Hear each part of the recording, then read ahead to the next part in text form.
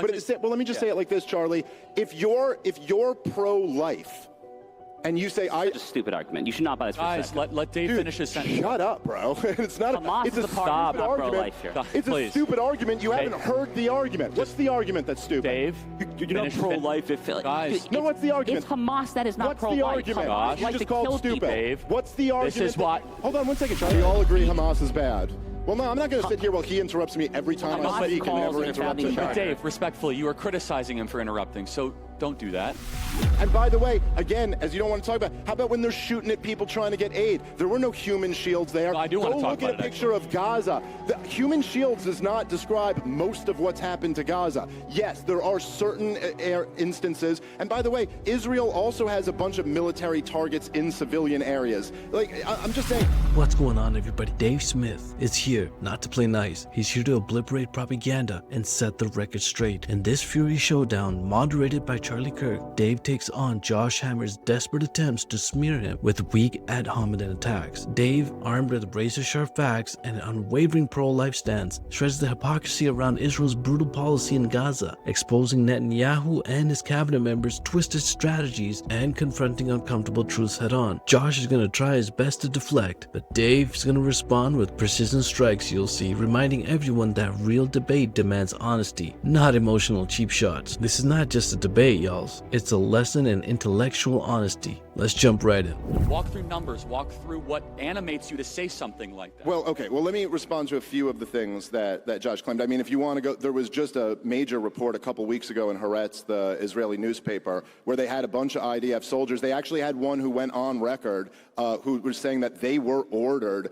to shoot at crowds of people who were going into All right, what a desperately... libel left-wing filth, by the way. Josh, I let you talk. Let's please let Dave make his case. Well, is the IDF soldier who went on the record also filth? Probably. Okay. All right. There you go. So there, see, you're whatever. That's when you'll criticize the IDF. Look, Josh is just lying when he says that Israel supported Hamas for all those years because they feared there might be a worse alternative. It's just not true. And this has been so widely reported. You don't have to rely on Haaretz. You can rely on all types of reporting, or you can just look at all of the leaders in their own words, what they said. They chose Netanyahu, and this was very controversial in Israel. There were lots of critics of this. Netanyahu thought he had this brilliant idea, which is that he would prop up Hamas and keep them in power. His exact quote was, "We can control the height of the flame." So he was like, we'll keep these terrorists in power, and that way we can tell the entire international community that, look, we have no partner for peace. We have no one to deal with here. And that way we never have to negotiate with the Palestinians. This was the game that he played, and it blew up in his face and really blew up in the Israeli people's face on October 7th. And I've never downplayed October 7th. I don't know. I know, but I'm just making the point that I never have. Thank you for that, because what happened there is totally evil.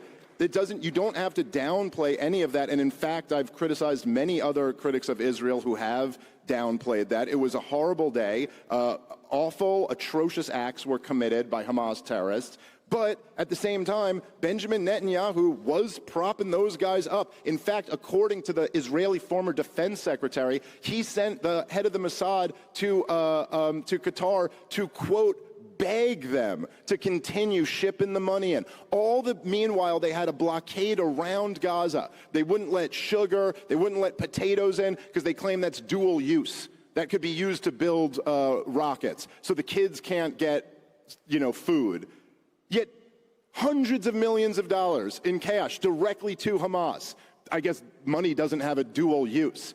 So, the whole mission of this, what you can't even really call a war, because it's not a war, it's the destruction of a captive people. Gaza's been occupied since 1967 by the Israelis, and they're now just slaughtering the people there that's a fact, and it's under the supposed goal that they want to eliminate Hamas and they want to retrieve the hostages.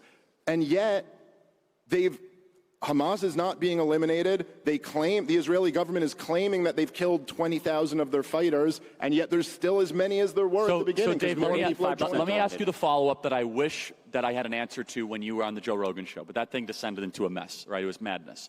So I'm going to try to do it here. This was the best point that I think that for whatever reason it wasn't answered. How then should Israel have responded to October 7th? Be specific. I know you might say, well, don't kill kids, but hold on. how would you say you would be okay for Israel to respond? Because it would be a defensive war at that time. 1,300 of their own kids and women were killed and raped. So please just answer, how then would you be okay with Israel responding to October 7th? Yeah, well, I certainly, look, I'm not saying that Israel was going to respond with zero violence from after October 7th. But I think the important thing to remember here is that, first of all, for the entire history of Israel's existence, they've been dealing with this terrorism problem. Now, I would argue that the Palestinians have been dealing with the terrorism problem from Israel as well, but this is, and they've never, until Netanyahu, they never treated it as a problem for the regular old military. It was always targeted assassinations and special ops, and look, the truth is, this is the fact, right? When you have been occupying a group of people since 1967, Israel has completely controlled Gaza. They withdrew 20 years ago. Yes, okay, and if you want to go back and look at this, you can read Sharon's top advisor, in his own words, said the disengagement was to put the... We're running out of time. I know, but... Okay, all right, I won't be able to go through all of this, but it's not true. Israel continued to occupy the whole time. So, and when people broke out... They literally dug out their own... One second. Okay. No, keep going, Dave. Okay. So when people break out of Gaza and just start slaughtering civilians in Israel, yes, it was a horrible day and the world feels for those civilians. But at the same time, you have to know, if you're Israel, that the way that you respond to this is going to be how you're characterized in the international community. And so you would at least make some effort to not kill so many civilians. You can't, dude. Smotrich, the finance minister, was bragging for 3 months that not 1 ounce of grain would get into Gaza. Well, Hamas has all the food. They're firing rockets from Hamas has all the schools. Dude, you interrupt every 2 seconds, dude. Please, let him... Hamas has all the food they need. This is a war on the civilian population. And then, as is reported, admitted by IDF. By the way, this is admitted by the Israeli government. You can say whatever you want about Haaretz. They denied that they gave the orders, but they admitted that it was the IDF who was shooting at those people. Then after you deny the civilians food for 3 months, then you start shooting at the people who are desperately trying to get some food for them and their kids. So no, listen, I'm sorry, and I guess I am partly rejecting the premise of your question, but let me just say it like this, Charlie. If you're pro-life, and you say, It's a stupid argument. You should not buy this for a second. Guys, let Dave finish his sentence. Shut up, bro. It's not Hamas it's a is the party stupid argument. here. It's a stupid argument. You haven't heard the argument. What's the argument that's stupid? Dave, you're not pro-life. Guys. No, what's the argument? It's Hamas that is not pro-life. What's the argument? Hamas You like just to called kill stupid. people. Dave, what's the argument? This is what... Hold on 1 second, Charlie. I know, people don't what's like the argument that you... not enjoyable to watch, okay? What's the argument that you called stupid? Why don't you finish it, Josh? Because he doesn't even know what it is. He interrupted me before I even said it. Okay, here's the argument.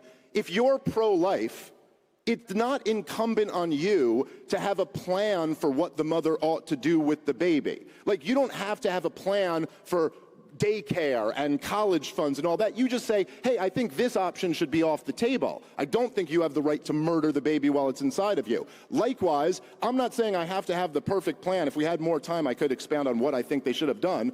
But how about don't deny 1 ounce of grain for 3 months and then shoot at the poor people who are trying to get food? Josh, how about you take that option off the table? Is that argument stupid, Josh? Dave? Okay, Josh. The party in Gaza that is not pro-life is Hamas. Agreed. Hamas is the jihadist, U.S.-recognized foreign terrorist organization that in their founding charter, by the way, they were founded simply as the Palestinian Arab offshoot of the Muslim Brotherhood. We all agree Hamas is bad.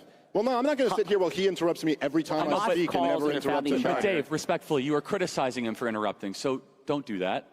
So just let's have an uninterrupted narrative. Just thank you. Okay. Hamas calls in their founding charter for the death not merely of every Israeli, not merely every Jew, but of every infidel, which they identify as not merely all Christians, but also all Muslims who don't subscribe to their idiosyncratic form of Sunni Sharia supremacism. So the group in Hamas, the group in Gaza that is not pro-life is Hamas. And Hamas has the unequivocal, and I would argue sole moral culpability for the human shield-induced deaths of all the women, civilians, and babies when they are indiscriminately firing rockets, mortars, and missiles from mosques, from the United Nations schools, and on. That is where the blame goes. The blame goes to Hamas. Once upon a time, anyone with any decent functioning moral compass or any knowledge of international law 101 would have been able to tell you that. So that is where this goes. But again, it's just you pivot to blaming Hamas, and they're the ones who aren't pro-life, as if I was making the claim that Hamas is pro-life. I'm criticizing Benjamin Netanyahu for funding and propping up this horrific terrorist organization. So how are you in one breath going to talk about how terrible they are and then completely remove culpability from the guy who kept Dave, them in power intentionally? I am curious. Got it. I'm curious. I got to interrupt. What is your response to the human shield argument? It has been proven. Yes. It is legit. What is your response to a fact?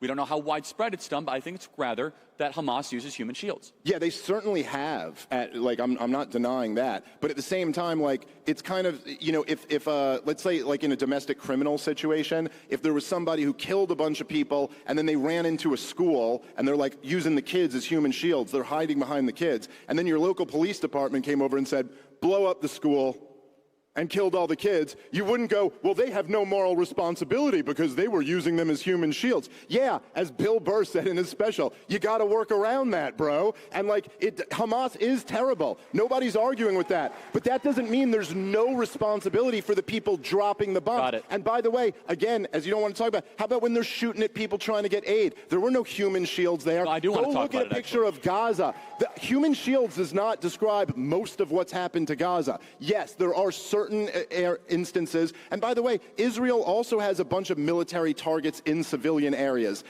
I'm just saying, that doesn't actually mean it's okay to just, now you have a moral get-out-of-jail-free card to do whatever you want to the poor, innocent people who, as you pointed out, are also victims of Hamas. Josh. And that's what people are objecting to. Josh, what is your response to, I know there was some pushback online, to the shooting at the aid site with food? Is that as Dave is telling it? Charlie, honestly, I have not spent too much time on the details, but what I can tell you is this. We know for a fact that at least until the recent Gaza Humanitarian Foundation, which is this U.S. organized NGO distributing aid, we know that prior to the establishment of this, Hamas was pilfering and confiscating a shockingly high percentage of the aid that entered Gaza, sometimes well more than 50%.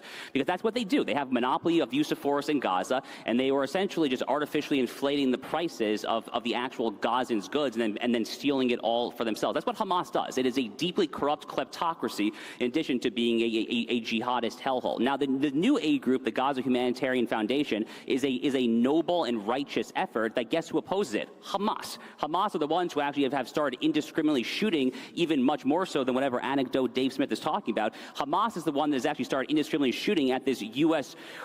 perpetuated this U.S. orchestrated new aid distribution organization. There it is. Another embarrassing defeat for the dynamic duo, Charlie Kirk and Josh Hammer. Watching these two fumble with outdated talking points is like watching your grandma trying to use TikTok. Painful, cringy, and way behind the curve. Kirk's attempt at moderation looked more like a damage control for Hammer's sinking ship, as Dave effortlessly exposed the double standards and shredded their stale PR playbook. Dave didn't just debate for applause. He debated for the voiceless, from a position of principle, not political theater. He dismantled the narrative that occupation is defense and exposed how Israel's supposed security measures include blocking potatoes and shooting at starving civilians. That's not strategy, that's savagery. So here's the real question. How long are we going to let PR flunkies like Josh and Charlie frame genocide as self-defense? Because from where we're sitting, the mask is off and all that's left is arrogance and excuses. Folks, the jig is up. While Charlie and Hammer cling to narratives falling apart faster than Netanyahu's credibility, Dave stands firm on facts and human decency, something these guys might want to try sometime.